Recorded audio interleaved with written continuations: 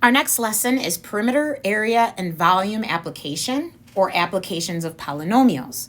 So on our beginning page are formulas that you will need in order to answer questions about perimeter, area, and volume as it pertains to polynomials. So on the left, you're going to see formulas for area. You have triangle, parallelogram, rectangle, square, and trapezoid. On the right, you are going to see perimeter formulas. So remember, area is what's inside of the shape. Perimeter is the distance around the shape. Then at the very bottom, you have volume formulas for a rectangular prism and a cube. So you can take and pause the video now and please look at all of these formulas to reacquaint yourself with them so that we can use them in several application questions. Once you're ready, you can resume the video. Okay, so you've had time to look at your formulas. We are now going to use them to answer questions using polynomials. Number 1 says, find the perimeter of a rectangle with a length of 5x plus 9 and a width of 2x minus 3. So using our formulas from the front page, we know that the perimeter formula for a rectangle is twice the length plus twice the width.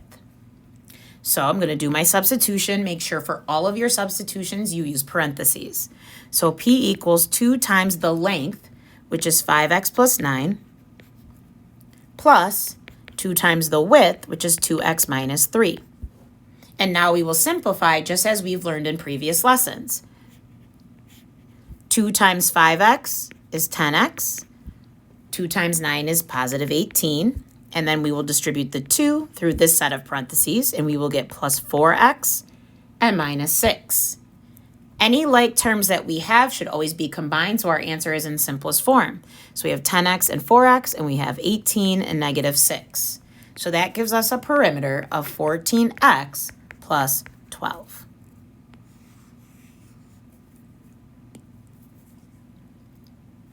In number 2, if the perimeter of a square is 24y minus 20, what is the length of a side? So going to our formula, we know the perimeter for a square should be P equals 4s, since all the sides of a square are the same.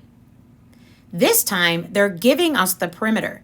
So 24y minus 20 is going in for P, and on the other side, we have 4s.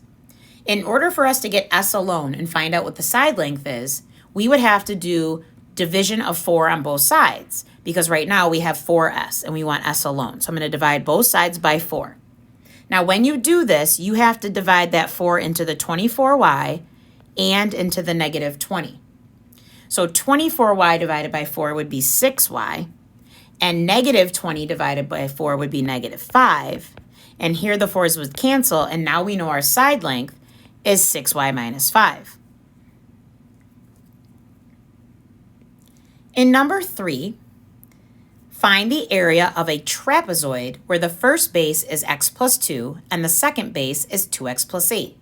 The height is 4x. So using our formula from the front for an area of the trapezoid, we have A equals 1/2 the height times base 1 plus base 2. So we have A equals 1/2. Our height is 4x. Our base 1 is x plus 2, and our base 2 is 2x plus 8. So now we can start to simplify. I would suggest you do the 1/2 times 4x first, since everything is nice and even there. You know you have 2x, and then if you want to eliminate some parentheses in that second set, you can, because it's all addition. So you really have 2x times x plus 2 plus 2x plus 8. So that would be 2x times, combining like terms, we have x and 2x, which makes 3x, and we have 2 and 8, which makes 10. And then we would take that 2x and distribute it through the parentheses. So 2x times 3x is 6x squared. 2x times 10 would be plus 20x. So our area is 6x squared plus 20x. All right, number 4. If a rectangle has a length that is 3 less than twice its width, I'm going to mark that. What is the area of the rectangle in terms of x? So notice in the part I underlined, the length is being compared to the width. So we can only determine the length if we know what the width is. So that tells us that my let statement should identify the width as x first. And then for the length,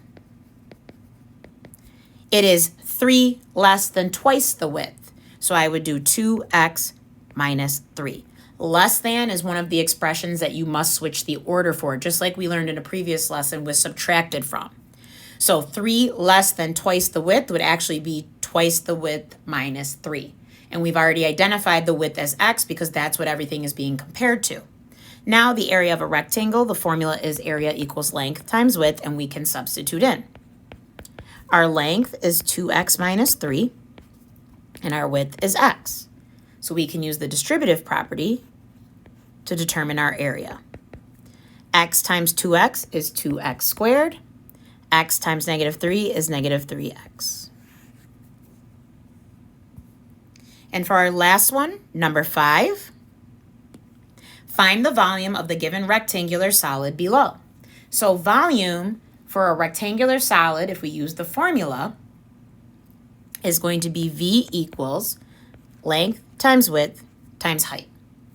So for us, we have a length of 5x minus 3, a width of 4x plus 1, and a height of 2x plus 8.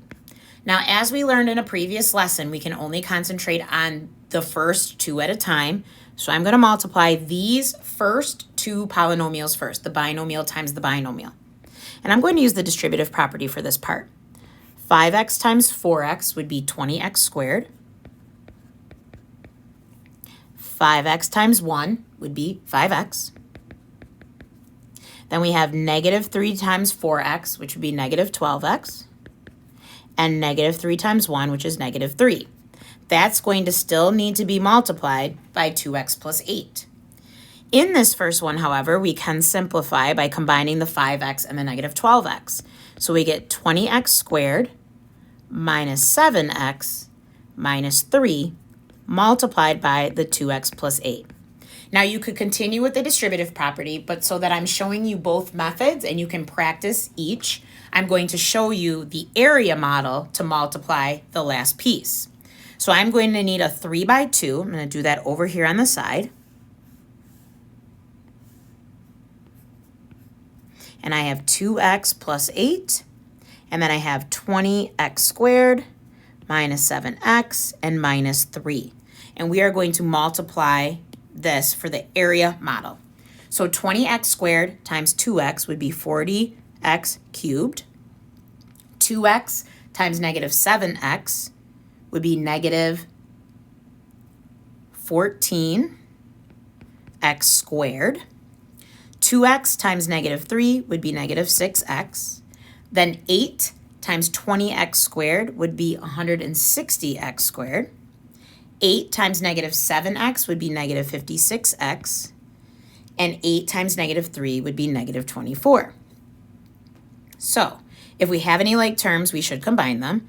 I see 160x squared and negative 14x squared. I also see, I'll mark this in purple, a negative 6x and a negative 56x. And then I have that negative 24 still remaining. So my final answer should be V equals 40x cubed.